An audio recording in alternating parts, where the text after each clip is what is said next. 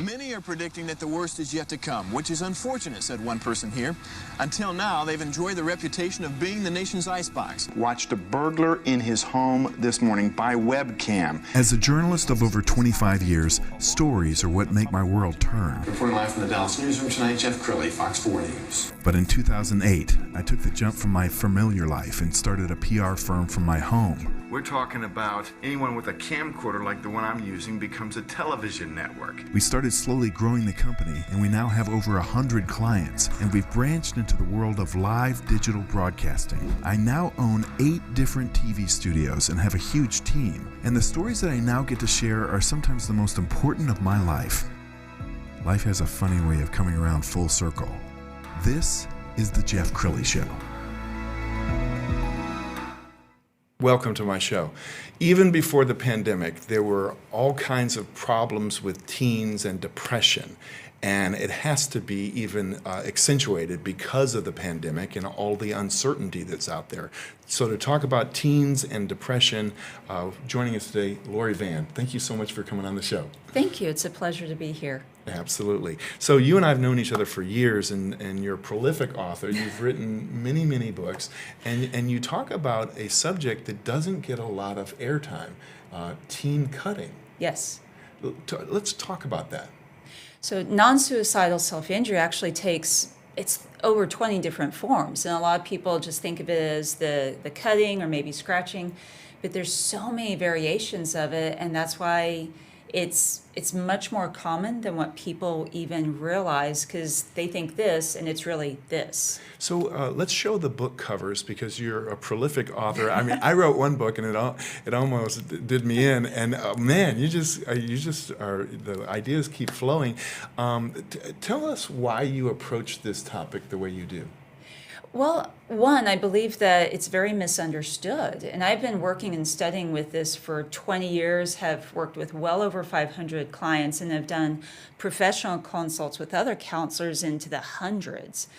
And there's just so much misinformation about it. And I really just stumbled into it, to be honest, that when I was an intern, started to get a couple of cases and go, well, they didn't cover this in graduate school. Right.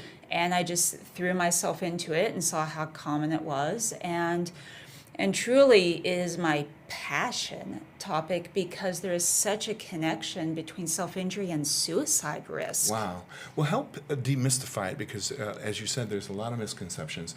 When a teen does this, what are they trying to do?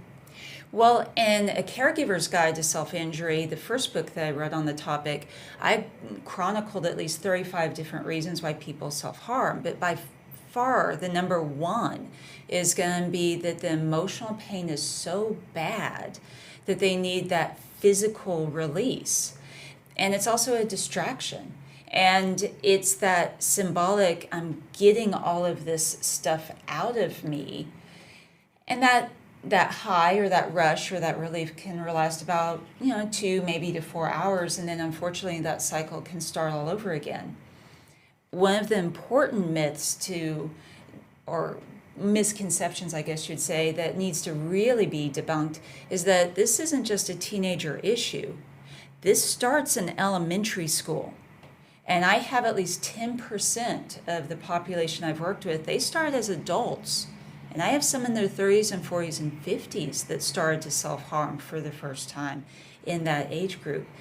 So on Tuesday, I'll be speaking to a school district and their elementary school counselors to train them on this. Wow. Well, and doing my homework for this segment, I came across a clip of you and Dr. Phil. It's a 3-minute clip, but it's really worth watching. This is Lori Vann. She is a mental health authority in Dallas, Texas. All right, a Dallas girl. That's what I like to hear. I'm from Dallas. I know. Yeah.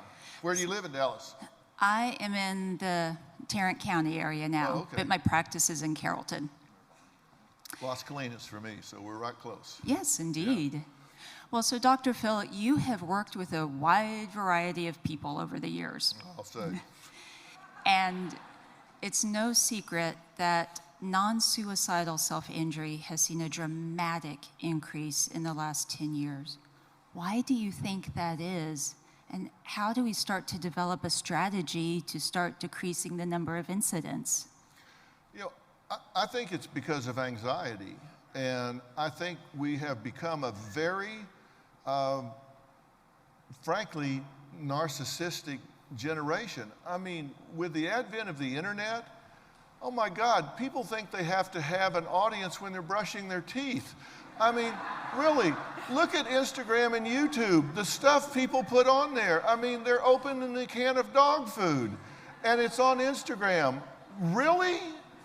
And so what happens is they look at how many likes they got, and if they don't have a lot of likes, they get anxious and they feel rejected.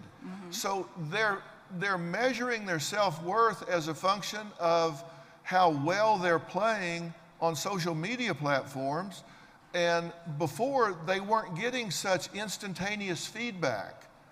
And people, right now, it's like all of a sudden, everybody's paper is graded every day instantly. That wasn't happening before. Yes. And now they're getting instantaneous feedback, and oftentimes it's not positive. And when it is positive, they get an artificial high, and then when it's not, they go really down and they get frustrated. They don't know how to cope with it, and they don't know how to change it. So we see cutting behavior, and we see things like that. And when I talk to them and I drill down with it, I find out that they're getting cyberbullied, they're feeling rejected on the internet, they're feeling like they just don't have the validation from their peers that they felt like they had. They probably wouldn't have had it in the 50s or 60s either, they just didn't know it. Yes. And now they get this instantaneous feedback. And I'm seeing more and more teens coming on the show, and we get tens of thousands of letters a day, and it is riddled with exactly what I'm telling you right now. And that is such a good question. I'm so glad you asked that. Thank you. In fact, I would like to talk to you about that some more. I would love to speak with you about that. Yeah, I'd like to talk to you about that some more. That is a really good question. I will be in touch.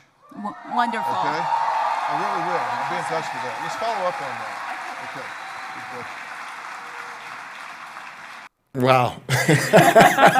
It was a 3-minute clip, and I said, they've got to watch to the very end. I mean, that's pretty special. What did that feel like for you? It was amazing because there were over 2,500 people from 70 different countries in that audience.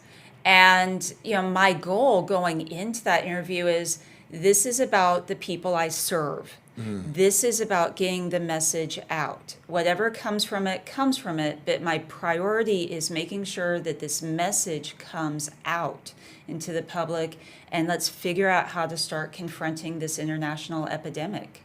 Wow. Dr. Lori, we're unfortunately out of time for this segment. We're going to put your website up. LoriVann.com is the website, and you have been an amazing guest. Please reach out to her, and thank you for the great work you're doing in the community. Thank you. Yeah. Thank you so much. That's it for now. We'll see you next time.